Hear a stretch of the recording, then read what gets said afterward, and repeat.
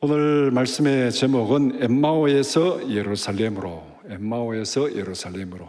오늘 본문 전체 내용이 엠마오에서 예루살렘으로 여정을 말하고 있습니다. 인간의 가장 큰 비극이 무엇인가? 이 질문에 노만 빈센트 필이라는 미국의 유명한 상담가가 이렇게 얘기를 했습니다. 눈이 멀어 곁에 있는 축복을 보지 못하는 것이다. 인간의 가장 큰 비극은 눈이 멀어 곁에 있는 축복을 보지 못하는 것이다. 우리의 삶을 운전자의 비유해서 설명을 합니다. 안개 자욱한 새벽길에 옆에 있는 표지판을 보지 못하고 헤매는 운전자와 같다. 그러니까 요새는 내비를 보고 가서 좀 표지판 좀 덜 봐도 될 것 같은데, 우리가 이 표지판 없으면은 운전하기가 굉장히 힘든 거죠. 안개가 꽉 끼어 있으면은 어디로 가야 되는지 알 수가 없습니다. 미국에서 눈보라가 막 칠 때 고속도로를 달리하다 보면은 눈이 이 고속도로 표지판에 다 이렇게 붙어가지고 표지판이 안 보입니다. 그러면 정말 난감한 일이 벌어집니다. 이게 지금 이 허벌판에서 광야에서 어디로 빠져나가야 될지 알지를 못하기 때문에 굉장히 위험한 일을 당합니다. 그래서 미국에서 겨울에 다닐 때는 반드시 슬리핑백을 차 뒤에 넣어가지고 다니라고. 왜냐하면 눈보라에 갇혀가지고 하루 이틀 있을 수도 있다는 거, 그런 위기가 있기 때문에 항상 슬리핑백을 겨울에는 차에 넣어가지고 다니라, 그렇게 얘기를 합니다. 그리고 우리가 표지판을 보지 못하면 길을 헤매게 되고 엉뚱한 곳으로 가게 되는 것입니다.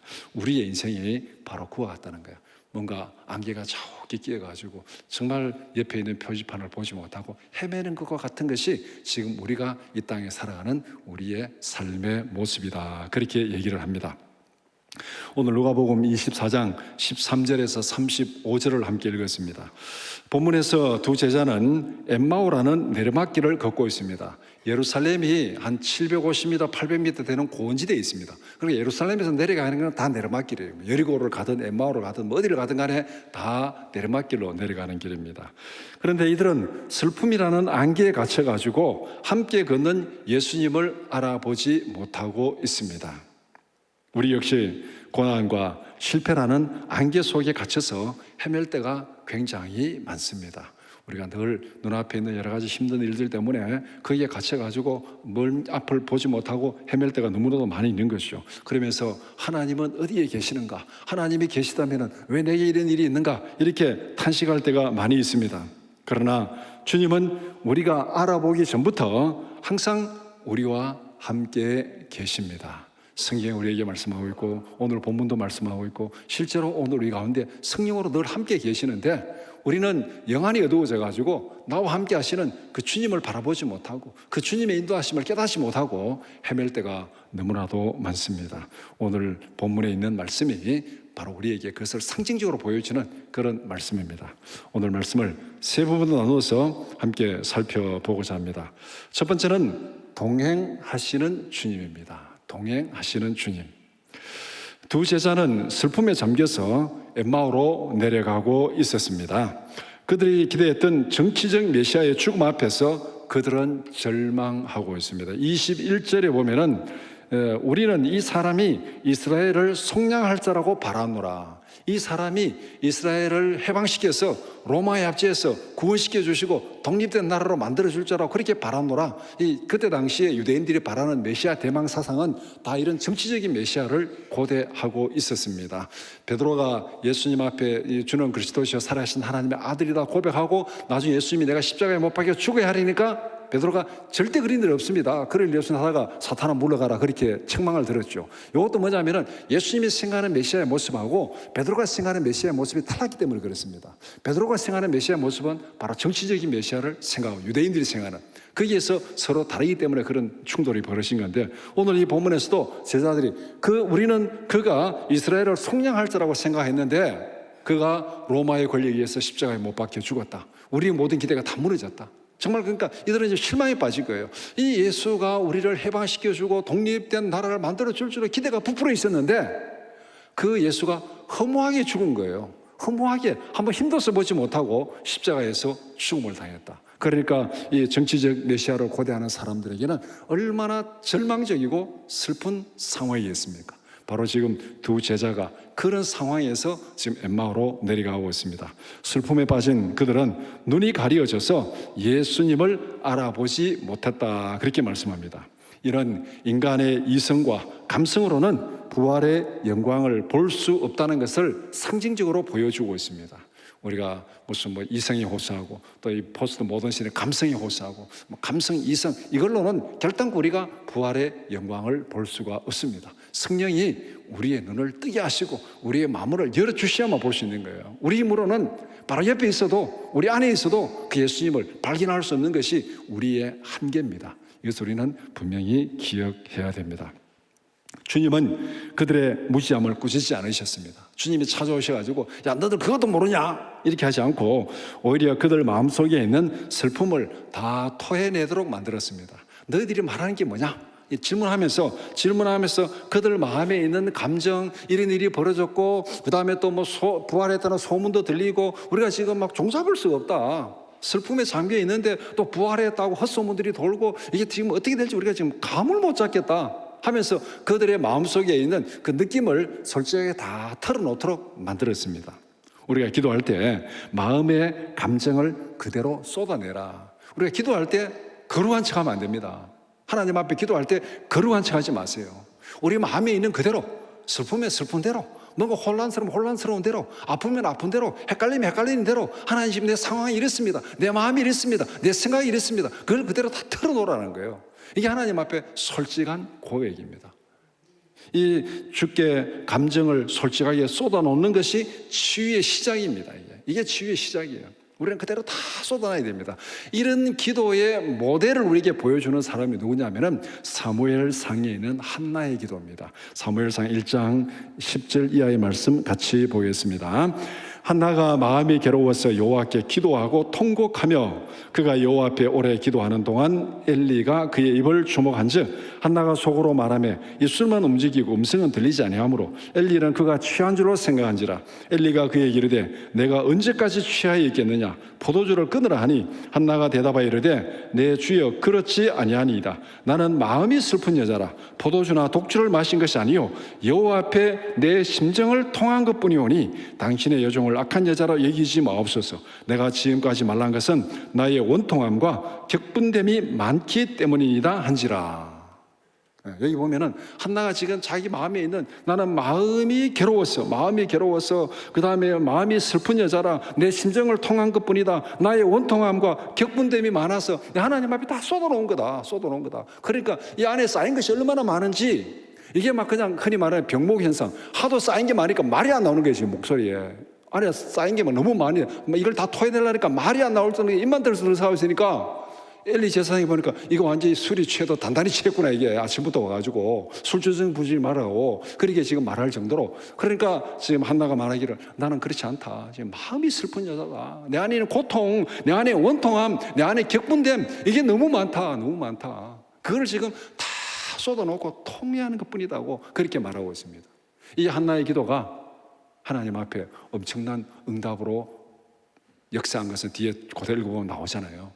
우리가 하나님 앞에 기도할 때 바로 이런 모습, 한나의 심정으로 오늘 예수님도 제자들에게 그 마음에 있는 슬픔이 뭔지, 그 마음에 있는 혼란이 뭔지, 그 마음에 있는 여러 가지 상황이 뭔지, 절망이 뭔지 그것을 다 쏟아놓게 만드는 것. 그래서 우리는 항상 주님 앞에 거룩한 체 하지 말고 사람들 앞에는 간혹 체면도 차리고 사람들 앞에 예의도 갖춰야 되지만은 주님 앞에 기도할 때는 체면 예의 필요 없습니다. 우리 있는 그대로 쏟아놓으면 돼. 있는 그대로. 그것이 바로 주님이 우리에게 원하시는 것이고 그것이 주님 앞에서 우리의 치유의 출발입니다. 주님은 우리가 깨닫지 못할 때도 먼저 찾아오셨습니다. 주님은 우리의 탄식을 들으며 동행하시고 응답하십니다. 우리가 탄식할 때 너 왜 탄식하냐? 너 왜 그런 헛소리하냐? 왜 짜증스럽게 하냐? 그렇게 말하지 않습니다. 우리는 간혹 사람들 사이에는 막 탄식하고 막 한탄하면은 짜증나잖아요. 그렇죠? 집에서도 남편이 막 힘들다고 막 하면 짜증나잖아요. 아내가 또 막 그러면 짜증나잖아요. 그런 소리 좀 하지 말라고 그렇게 할 때가 있습니다. 사람은 짜증낼 때 있어요.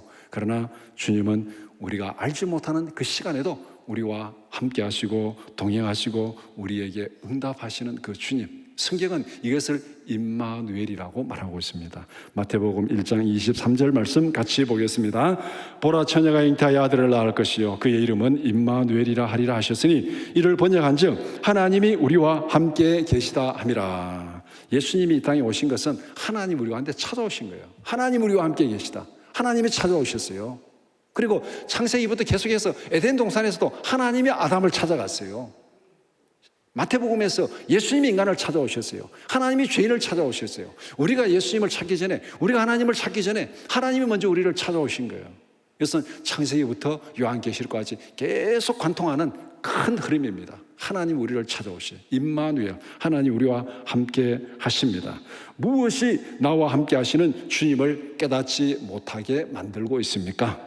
내 눈에 뭐가 안개가 껴가지고 무슨 안개가 끼어 있는지, 그것 때문에, 무엇 때문에 주님을 깨닫지 못하게 하는지 우리는 그것을 바로 알아야 됩니다. 내 눈에서 영적인 안개를 걷어내고 곁에 계신 주님을 바라보기를 축복합니다. 믿음으로 결단하며 선포하겠습니다. 영적 무지 가운데 찾아오시는 주님을 발견하게 하소서. 우리는 이렇게 기도해야 됩니다. 성령이 내 눈을 열어주셔야, 성령이 내 마음을 열어주셔야 우리는 주님을 발견할 수 있습니다. 동행하시는 주님, 임마누엘로 창세기부터 요한계시록까지 항상 우리와 함께 하시는데 우리는 그분을 깨닫지 못하고 탄식하고 한탄하며 하나님 어디 계십니까? 왜 이런 일이? 그럴 때가 너무나도 많습니다. 우리는 나의 영적 무지 가운데 찾아오시는 주님을 발견하게 하옵소서. 그것이 우리의 기도가 되어야 됩니다. 두 번째는 말씀하시는 주님입니다. 25절에서 29절, 예수님은 기적을 보여주지 않으셨습니다. 제자들의 얘기를 다 들었어요. 뭐가 문제인지 다 들었습니다. 이들은 예수님의 죽으심을 이해하지 못했고 예수님의 부활을 이해하지 못했고 이게 정치적인 메시아 관점에서 보니까 도무지 이해가 되지 않는 그런 슬픔 가운데, 절망 가운데, 혼란 가운데 있었습니다. 예수님은 그걸 다 듣고 기적을 보여주지 않았어요. 바로 이거다. 기적을 보여주지 않았습니다. 대신 모든 성경에 기록된 메시아를 가르치고 설명했습니다. 메시아가 어떤 분이고 어떻게 오셔가지고 어떤 일을 하고 어떻게 죽음을 당하고 어떻게 부활하고 어떻게 역사하시는지 메시아에 관한 것을 다 설명해 주었습니다. 말씀이 설명되자 비로소 제자들의 마음이 뜨거워지기 시작했습니다. 뒤에 보면 이제 그들의 마음이 뜨거워졌다고 말하고 있죠. 말씀이 제자들의 가슴 속에 성령의 불꽃을 피웠습니다. 말씀을 설명해 주고 말씀을 깨닫게 해주고 말씀을 가르쳐 주고 요한복음에 보면은 성령이 오시면 하신 일이 뭐냐면은 예수님께서 가르쳤던 말씀을 기억나게 하고 깨닫게 하고 가르치는 것이 성령의 사역이라고 그렇게 말씀하고 있습니다. 부활하신 예수님께서 지금 이 모든 것을 깨닫지 못하는 제자들에게 말씀을 풀어서 가르쳐 주니까 이들의 마음속에 뜨거움이 생겼다, 그렇게 얘기하고 있습니다. 굳건한 신앙은 감정이 아니라 기록된 말씀의 토대 위에 세워지는 것입니다. 말씀을 올바르게 깨달을 때 고난의 의미가 재해석되고 믿음이 살아납니다. 나는 고난을 만날 때 감정에 호소하는가 아니면은 약속의 말씀을 펴서 묵상하는가? 우리가 어떤 힘든 일이 닥칠 때, 어떤 고난이 닥칠 때, 뭐 절망적인 상황이 닥칠 때 우리는 주로 어디에 호소합니까? 서로 감정으로 그냥 어떻게 이런 일이 감정에 휩싸여가지고 우리가 참 정신을 못 차릴 때가 많이 있습니다. 그럴 때 우리는 먼저 하나님 이 일을 통해서 무엇을 하기를 원하십니까? 말씀을 펴서 말씀 안에서 우리는 그 답을 찾기를 구해야 됩니다. 시편 119편 67절 이하 말씀 같이 보겠습니다. 고난 당하기 전에는 내가 그릇 행하였더니 이제는 주의 말씀을 지키나이다. 주는 선하사 선을 행하시오니 주의 율례들로 나를 가르치소서. 교만한 자들이 거짓을 지어 나를 치려 하였사오나 나는 전심으로 주의 법도를 지키리이다. 그들의 마음은 살쪄서 기름덩이 같으나 나는 주의 법을 즐거워하나이다. 고난 당한 것이 내게 유익이라. 이로 말미암아 내가 주의 율례들을 배우게 되었나이다. 주의 입의 법이 내게는 천천 금은보다 좋으니이다. 고난 당하기 전에는 하나님의 뜻을 몰랐어요. 하나님의 계획을 몰랐어요. 그런데 고난 당하고 그 과정에서 하나님의 뜻을 발견하고 하나님의 뜻이 무엇인지를 깨닫게 되었다. 이런 의미에서 고난이 내게 유익이었다, 그렇게 고백하고 있습니다. 바로 굳건한 신앙은 감정이 아니라 기록된 말씀의 토대 위에, 약속의 말씀 위에 굳게 세워지는 것입니다. 내 삶의 고난을 나의 시각이 아닌 성경의 관점으로 해석해야 됩니다. 오늘 본문에서도 똑같은 일이 벌어지고 있거든요. 지금 예수님의 죽음, 그 다음에 부활의 소문, 이거를 딱 듣고 제자들은 지금 정치적 메시아의 관점에서 이것을 이해를 하니까 이해가 안 되는 거예요. 이해가 안 되고 절망이고, 예수님이 죽은 것은 절망이고 살아났다는 것은 헛소문이고, 굉장히 이게 혼란스러운, 뭐가 풀리지 않는, 정치적 메시아의 관점에서 보니까 이건 도무지 풀리지 않는 일이에요. 그러나 예수님께서 성경에 기록된 메시아의 관점으로 해석하면은, 성경의 관점으로 해석하면은 예수님의 고난과 죽으심과 부활이 다 예언된 하나님의 계획 안에서 이루어진가라는 것을 예수님께서 설명해 주셨습니다. 예수님은 성경으로 제자들에게 십자가의 죽음과 부활의 의미를 설명해 주셨습니다. 우리가 지난주에 살펴본 대로 창세기 요셉은 자기의 고난을 하나님의 관점에서 재해석했습니다. 우리가 고난을 재해석한다는 것, 어떤 의미인지를 오늘 본문에서 지금 예수님의 죽음과 부활을 놓고 정치적인 메시아의 관점, 그때 당시에 이스라엘 백성들, 유대인들이 가지고 있던 아주 확실한 이념입니다. 이념. 그러니까 정치적 이념으로 해석하니까 해석이 안 되는 거예요. 그런데 성경의 관점으로 해석하면 해석이 되어지는 겁니다. 그와 마찬가지로 창세기 요셉은 자기의 고난을 하나님의 관점에서 재해석했습니다. 우리 지난주에 한번 본 말씀입니다. 다시 한번 보겠습니다. 창세기 45장 4절 이하의 말씀 같이 보겠습니다. 요셉이 형들에게 이르되 내게로 가까이 오소서. 그들이 가까이 가니 이르되 나는 당신들의 아우 요셉이니 당신들이 애굽의 판자라. 당신들이 나를 이곳에 팔았다고 해서 근심하지 마소서, 한탄하지 마소서. 하나님이 생명을 구원하시려고 나를 당신들보다 먼저 보내셨나이다. 이 땅에 2년 동안 흉년이 들었으나 아직 5년을 밭갈지도 못하고 추수도 못할지라. 하나님이 큰 구원으로 당신들의 생명을 보존하고 당신들의 후손을 세상에 두시려고 나를 당신들보다 먼저 보내셨나니 그런즉 나를 이리로 보낸 이는 당신들이 아니요 하나님이시라. 하나님이 나를 바로에게 아버지로 삼으시고 그 온 집의 주로 삼으시며 애굽 온 땅의 통치자로 삼으셨나이다. 이 요셉의 고백을 예수님의 십자가와 부활에 딱 대입하면 그대로 대입되는 거예요. 예수님이 고난당한 거 빌라도가 십자가에 못 박아서 고난당한 것도 아니고 유대인들이 배척해서 고난당한 것도 아니고 하나님께서 죄인들을 구원하기 위해서 대속의 고난을 당하게 하신 것입니다. 그리고 그를 죄와 죽음 가운데 살리심으로 죄인들을 구원하신, 지금 이 요셉을 살려서 총리로 만들어서 언약 백성을 번성케 하는 그 역사를 하나님께서 지금 예수 그리스도의 십자가를 통해서 그대로 이루어주고 있음을 보게 됩니다. 성령께서 말씀을 통하여 우리의 생각과 마음을 변화시켜 주셔야 됩니다.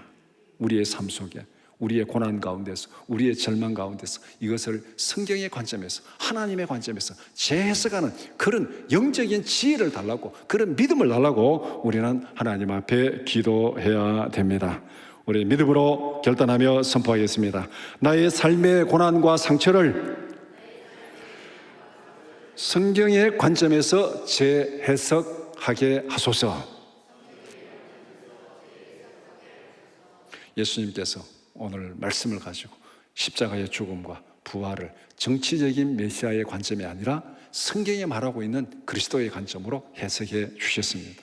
우리의 모든 삶 속에 벌어지는 일들 가운데서 하나님의 뜻이 무엇인지, 하나님의 계획이 무엇인지, 하나님의 관점에서 우리의 삶을 바라보고 해석하는 그런 믿음의 지혜를 달라고 기도해야 됩니다. 세 번째는 증언하게 하시는 주님입니다. 떡을 떼어 주실 때 제자들의 눈이 밝아져서 주님을 알아보았습니다. 여기서 떡을 떼는 행위는 성찬을 의미합니다. 주님을 인격적으로 만나자 그들은 영안이 밝아졌습니다. 주님은 시야에서 사라졌지만은 그들은 더 이상 두려워하지 않았습니다. 오늘 본문의 설명이 딱 요약하면 그렇게 되잖아요. 떡을 떼실 때 들어가가지고 같이 먹고 떡을 축사하시고 떡을 나눠주니까 이들이 딱 눈이 밝아졌어요. 예수님이다 하는 순간에 예수님은 시야에서 없어졌습니다. 이게 지금 본문에 기록된 거죠. 주님은 사라졌지만은 뜨거워진 마음과 부활의 확신은 그들에게 남아 있었습니다. 예수님이 사라지니까 또 절망이 빠지고 또 슬픔이 빠지고 그러지 않았습니다. 예수님은 사라졌지만은 뜨거워진 마음과 말씀으로 뜨거워진 마음과 부활의 확신이 그들에게 남아 있었다는 거죠. 왜? 예수님을 보았으니까, 부활하신 주님을 보았으니까. 주님은 이제 그들 곁에 계시는 것이 아니라 성령으로 그들 안에 계십니다. 그들 마음속에 성령으로 말씀으로 뜨거워졌고 그들 안에 부활의 확신이 있고, 이걸 공간적으로 설명하면은 곁에 계시는 주님이 사라졌지만은 이제는 그 주님이 성령으로 그들 마음 안에 계시는 거예요. 오늘 우리에게도 마찬가지입니다. 우리 안에 말씀이 살아있다면은 예수님이 우리 안에 계시는 거예요. 날이 어두워졌지만은 그들은 즉시 예루살렘으로 돌아갔습니다. 지금 예루살렘에서 엠마오로 가다가 날이 어두워져 가지고 더 이상 못 가니까 우리 이제 집에 들어가서 여기서 밤을 지내고 갑시다 하고 들어갔잖아요. 날이 어두워져서 지금 못 간다는 거잖아요. 그런데 부활하신 주님을 만나고 이미 그들 마음이 뜨거워졌고 부활의 확신이 있으니까 그 즉시 예루살렘으로 오던 길을 돌아갔습니다. 이 길이 오늘 본문에 25리쯤 된다 그러는데 대충 한 11km 정도, 11km 뭐 20리 내지 30리 정도 되는데, 내려가는 길은 내리막길입니다. 근데 엠마오에서 예루살렘으로 가는 길은 오르막길입니다. 지금 오르막길이고 날은 어두워졌습니다. 그런데 그들은 즉시 예루살렘으로 돌아갔습니다. 그들은 절망의 자리에서 사명의 자리로 돌아가서 부활을 증언했습니다. 오늘 35절에 있는 대로 사람들이 시몬이 부활하신 주님을 봤다 하니까 자기들도 지금 길에서 된 일과 예수님을 본 일을 증언했다. 자기들이 경험한, 자기들이 목격한, 자기들이 체험한 부활하신 주님을 거기서 증언했습니다. 그러니까 이 예수님을 만나자 이들은 엠마오로 내려가는 절망의 자리에서 즉시 돌아서서, 한밤중이지만은 오르막길이지만은 그거 중요하지 않다. 즉시 돌아서서 예루살렘으로 돌아가서 부활의 증언자로서, 부활의 증인으로서 사명을 감당하고 있습니다. 은혜를 받았다면은 삶의 방향이 바뀌어야 됩니다. 은혜를 받았음에도 불구하고 계속 엠마오에 머물러 있거나 계속 내리막길로 가거나 계속 절망의 자리에 머물러 있거나 계속 슬픔의 자리에 머물러 있으면은 그건 은혜 받은 게 아니에요. 그건 은혜 받는 게 아닙니다. 우리가 정말 은혜 받았다면은 우리의 삶의 방향이 바뀌어야 됩니다. 실패의 자리에서 돌아서야 됩니다. 하나님의 생명의 능력이 우리 안에 있는데 그 실패 자리에 머물러 있을 이유가 없잖아요. 실패 자리에서 돌아서서 사명의 자리로 달려가야 됩니다. 이것이 은혜 받은 자의 모습입니다. 주님은 우리에게 사명을 주셨습니다. 그리고 우리에게 그 사명을 실천할 방법도 주셨습니다. 주님이 우리에게 주신 사명이 뭡니까? 우리 사명의 자리로 가야 되는데 그럼 주님이 주신 사명이 뭐냐? 마태복음 28장 18절 이하의 말씀 같이 보겠습니다.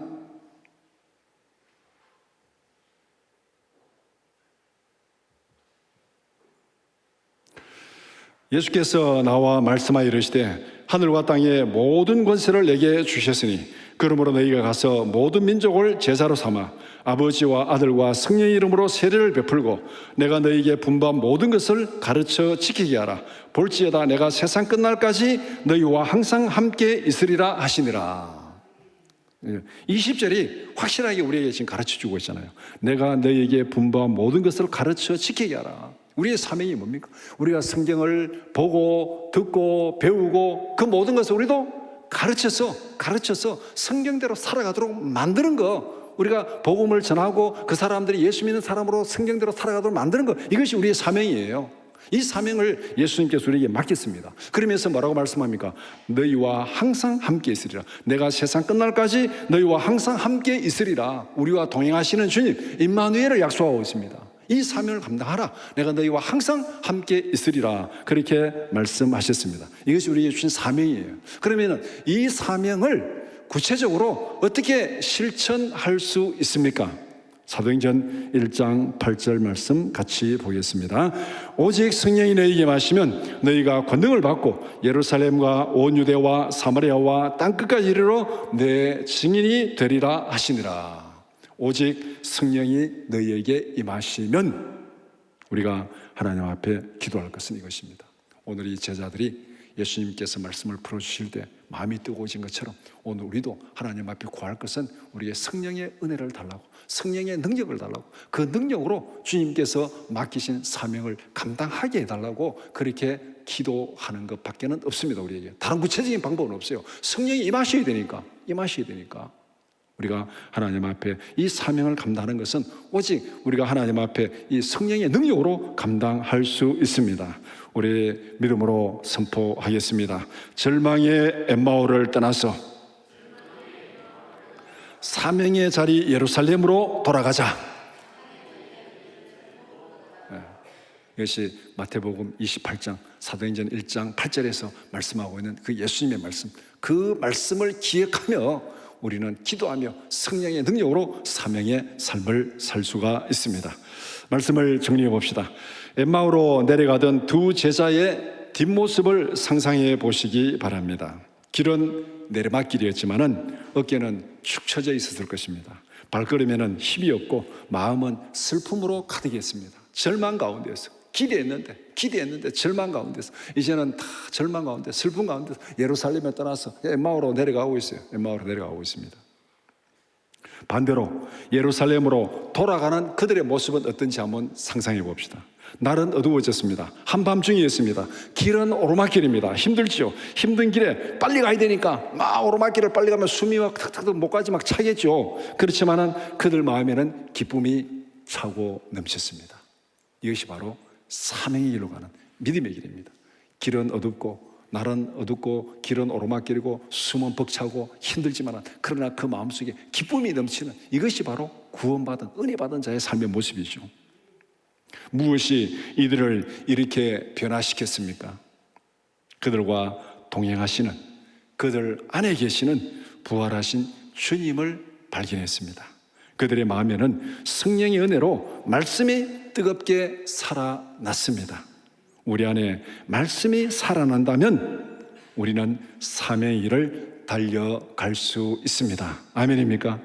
우리 안에 말씀이 살아난다면 이 말씀을 살리는 것, 우리 안에 말씀이 살아나게 하고 뜨겁게 하는 것은 성령의 능력이에요. 성령의 능력. 성령이 오셔서 우리 안에 말씀이 살아나게 하고 말씀을 뜨겁게 한다면, 그 말씀이 살아난다면 우리는 사명의 길로 달려갈 수 있습니다. 말씀과 성령의 은혜로 절망의 길에서 돌아서서 사명의 길로 달려가는 우리 모두가 되기를 주님의 이름으로 축원합니다.